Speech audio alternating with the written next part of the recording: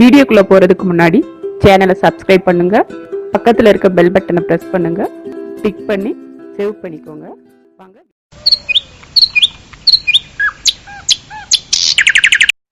Welcome to Jaba's kitchen. இன்னைக்கு நம்ம என்ன பார்க்க போறோம்னா தேங்காயில் எப்படி அழகான ஒரு ஸ்வீட்டான பர்பி செய்யலாங்கிறத பார்க்க போகிறோம். அதுக்கு நான் ஒரு முடி தேங்காய் துண்டுகளை எடுத்திருக்கேன்.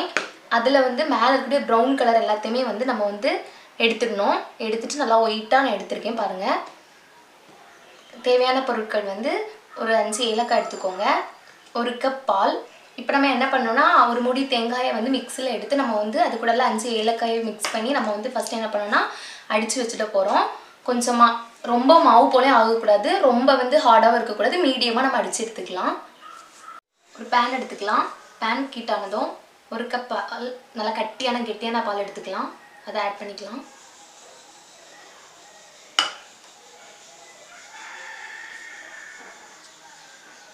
பால் ஹீட் ஆனதும் ஒரு முடி தேங்காய் ஆட் பண்ணிக்கலாம்.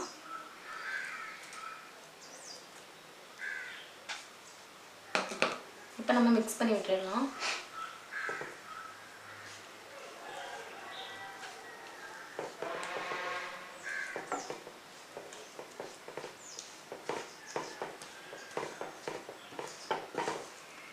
இனிப்புக்காக நம்ம சுகர் ஆட் பண்ணிக்கிறோம். மிக்ஸ் பண்ணி விட்டுக்கலாம்.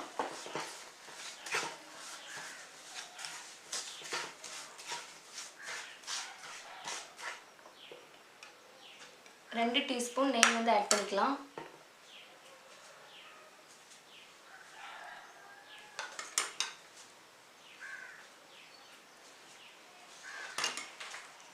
நல்லா மிக்ஸ் பண்ணி விட்டுக்கலாம்.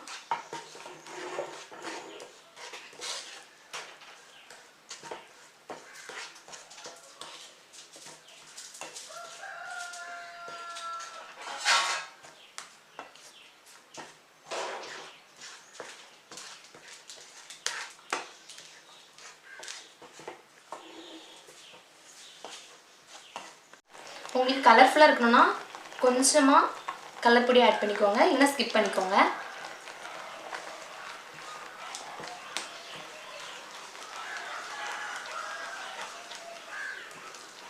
இப்போ எல்லாம் நல்லா மிக்ஸ் ஆகணும்.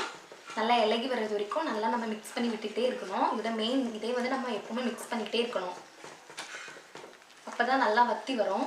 அது வரைக்கும் நல்லா அந்த பக்கம் வர வரைக்கும் நம்ம கிண்டி விட்டுட்டே இருக்கணும்.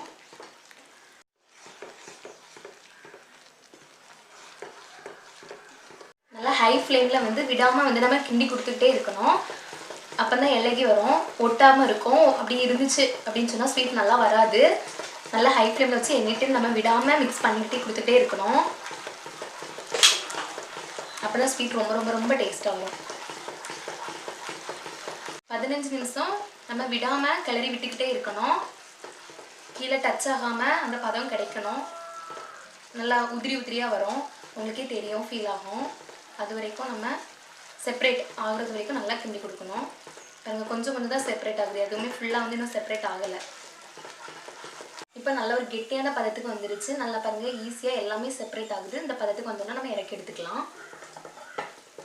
சதுரமாக ஒரு பாத்திரம் எடுத்துக்கோங்க. அதில் நெய் கொஞ்சமாக ஊற்றி 4 கார்னர் எல்லா ஃபுல் பக்கமும் அப்ளை நல்லா பண்ணிக்கோங்க. நெய் வச்சு அப்ளை பண்ணிவிட்டு நம்ம பண்ணி வச்சுருக்க பர்பியை இதில் ஆட் பண்ணிடலாம். ஆட் பண்ணி அதை ஃபுல்லாக இந்த நெய்யில் அப்ளை பண்ணுற மாதிரி பரப்பி விட்டுக்கலாம். பாத்திரத்தில் நம்ம நல்லா செட் பண்ணியாச்சு. செட் பண்ண பிறகு ஒரு நெய் தடவைன ஸ்பூனை வச்சு இன்னும் நம்ம அப்ளை பண்ணும்போது இன்னும் ஈவெண்ட்டாக கிடைக்கும்.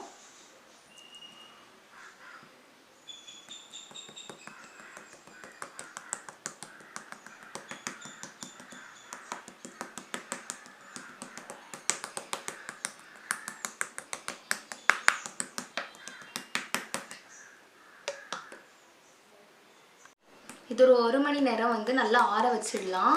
அதுக்கப்புறம் எடுத்து நம்ம கட் பண்ணால் இன்னும் நல்லா கெட்டியாக பிடிச்சி இன்னும் நல்லா சூப்பராக அப்படி அந்த ஷேப் கிடைக்கும். ஒரு 1 மணி நேரம் ஆற வச்சிடலாம்.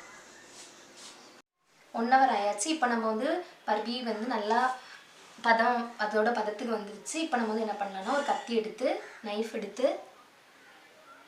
இழுக்கக்கூடாது, ஒன்லி இது மட்டும் பண்ணிக்கோங்க.